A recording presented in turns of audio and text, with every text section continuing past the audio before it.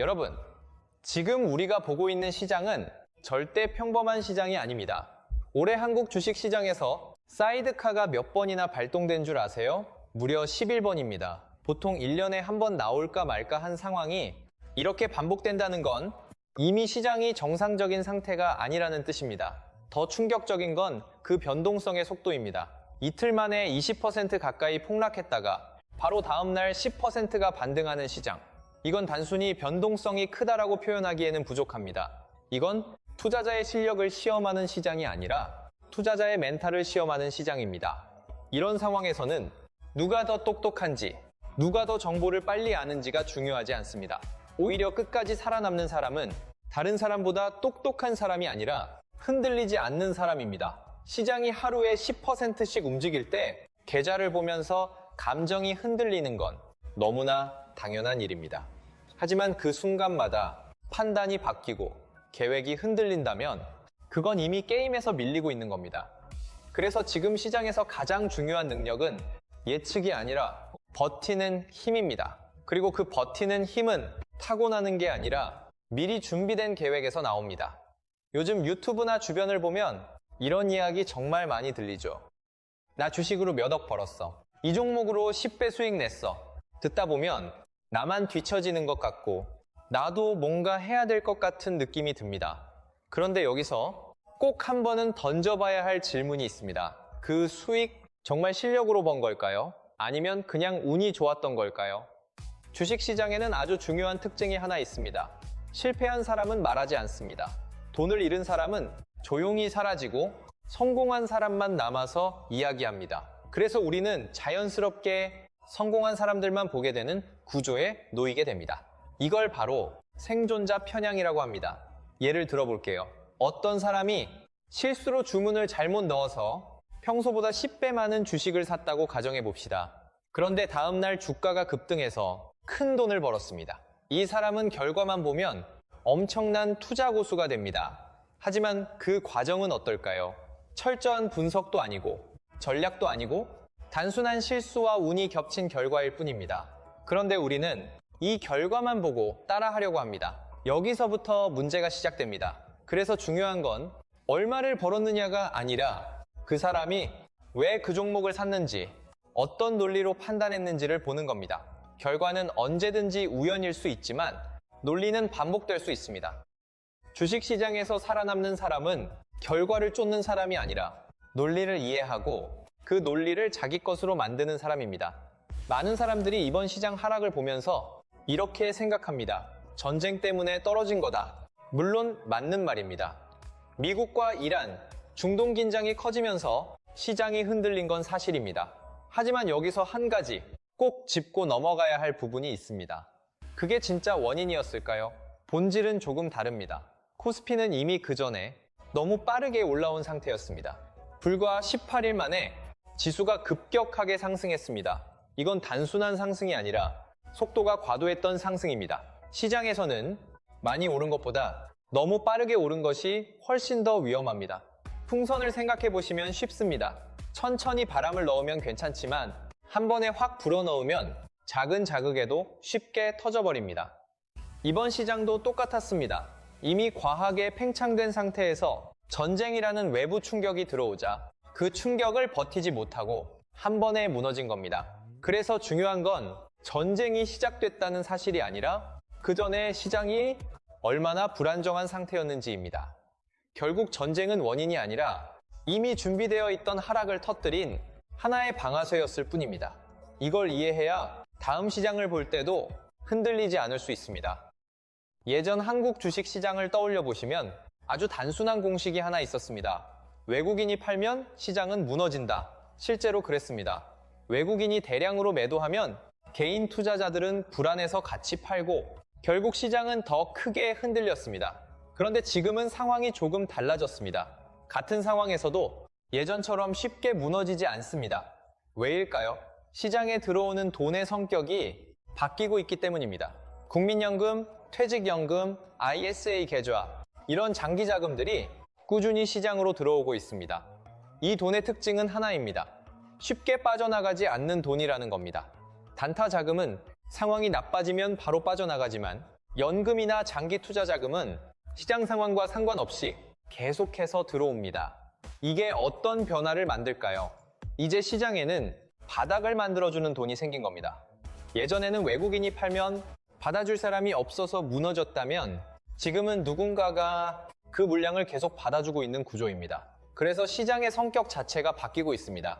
단기 수익을 노리는 단타 중심 시장에서 시간을 두고 쌓아가는 장기 투자 중심 시장으로 이동하고 있는 겁니다. 이 변화는 굉장히 중요합니다. 왜냐하면 이제 시장은 단순히 뉴스 하나로 무너지는 구조가 아니라 지속적으로 버티는 힘을 가진 구조로 바뀌고 있기 때문입니다. 이런 시장에서 많은 사람들이 가장 집착하는 게 있습니다. 바로 타이밍입니다. 지금이 바닥일까? 지금 사야 하나? 더 기다려야 하나? 하지만 현실은 다릅니다. 이런 변동성 시장에서 정확한 타이밍을 맞추는 건 사실상 불가능에 가깝습니다. 그래서 중요한 건 타이밍이 아니라 자금 관리입니다. 한 번에 전부 넣는 것이 아니라 여러 번에 나눠서 들어가는 것. 이게 바로 분할 매수의 핵심입니다. 처음에 일부만 사고 가격이 내려오면 계획대로 다시 사고 또 내려오면 또 사는 겁니다. 이렇게 하면 가격이 어떻게 움직이든 감정에 휘둘리지 않고 대응할 수 있습니다. 그리고 여기서 더 중요한 한 가지가 있습니다. 바로 현금입니다. 많은 사람들이 현금을 들고 있으면 뒤처지는 것 같고 뭔가 아무것도 안 하는 느낌이 듭니다. 하지만 그건 완전히 잘못된 생각입니다. 현금은 그냥 쉬고 있는 돈이 아니라 기회를 기다리는 힘입니다.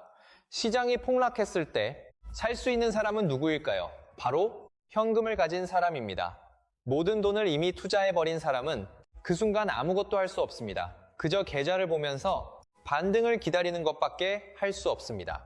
하지만 현금을 가진 사람은 다릅니다. 공포 속에서 기회를 선택할 수 있는 사람입니다. 그래서 투자에서 현금은 겁쟁이의 선택이 아니라 다음 기회를 잡기 위한 준비입니다. 이번 폭락장에서 생각보다 많은 사람들이 돈을 벌었습니다. 바닥 근처에서 들어가서 다음날 반등으로 수익을 낸 경우죠. 이런 경험을 하면 어떤 생각이 들까요? 아, 이게 기회였구나. 다음에도 이렇게 하면 되겠네. 그런데 여기서 아주 중요한 질문이 하나 있습니다. 그 방식이 과연 반복 가능한 전략일까요? 정답은 아닙니다. 한 번의 성공은 절대 실력을 증명하지 않습니다. 오히려 더 위험할 수 있습니다. 왜냐하면 사람은 그 경험을 운이 아니라 내 실력이라고 착각하기 때문입니다. 그 순간부터 투자 방식이 바뀌기 시작합니다. 다음에도 비슷한 상황이 오면 더 큰 금액으로 들어가고 더 강하게 베팅하게 됩니다. 그리고 그게 반복되면 결과는 결국 하나로 수렴합니다. 손실입니다. 시장은 한 번은 운을 허용하지만 계속해서 운에 기대는 사람은 결국 그 대가를 치르게 됩니다. 그래서 중요한 건 한 번 맞추는 게 아니라 같은 방식으로 여러 번 살아남을 수 있는가입니다. 주식시장에서 오래 살아남는 사람은 한 번 크게 번 사람이 아니라 작더라도 반복 가능한 전략을 가진 사람입니다. 그게 진짜 실력입니다. 이제 많은 분들이 가장 궁금해하는 이야기로 넘어가 보겠습니다. 삼성전자와 SK하이닉스 둘 다 좋은 회사인데 그냥 둘 다 사면 되는 거 아닐까요? 굉장히 합리적으로 들립니다. 하지만 투자에서는 이런 선택이 오히려 위험할 수 있습니다. 왜냐하면 이 두 기업은 같은 반도체 회사처럼 보이지만 투자 논리는 완전히 다르기 때문입니다. 먼저 삼성전자를 보겠습니다. 삼성전자는 지금 회복의 스토리를 가지고 있습니다. 파운드리 사업 개선, AI 칩 생산 확대, 그리고 전체적인 구조 정상화, 즉 과거보다 나아질 것이라는 기대에 투자하는 겁니다. 반면에 SK하이닉스는 다릅니다. SK하이닉스는 이미 AI 시장에서 핵심인 HBM 메모리를 통해 성장의 스토리를 보여주고 있습니다. 실적이 직접적으로 따라오고 있고 시장은 그 성장을 바로 반영하고 있습니다. 정리해보면 삼성전자는 앞으로 좋아질 회사에 대한 투자이고 SK하이닉스는 이미 좋아지고 있는 회사에 대한 투자입니다. 이 차이는 굉장히 중요합니다. 그런데 이 둘을 동시에 사버리면 어떻게 될까요? 겉으로는 분산 투자처럼 보이지만 실제로는 그렇지 않습니다. 내가 무엇에 투자했는지, 어떤 논리를 믿고 있는지 스스로도 모르게 됩니다. 그리고 더 큰 문제는 나중에 결과가 나왔을 때입니다. 하나는 오르고 하나는 떨어질 수 있습니다. 그때 우리는 그래도 둘 다 사서 괜찮았다고 생각할 수 있습니다. 하지만 그건 배운 게 없는 투자입니다. 투자에서 가장 중요한 건 단순히 돈을 버는 것이 아니라 내 판단이 맞았는지 틀렸는지를 확인하는 과정입니다.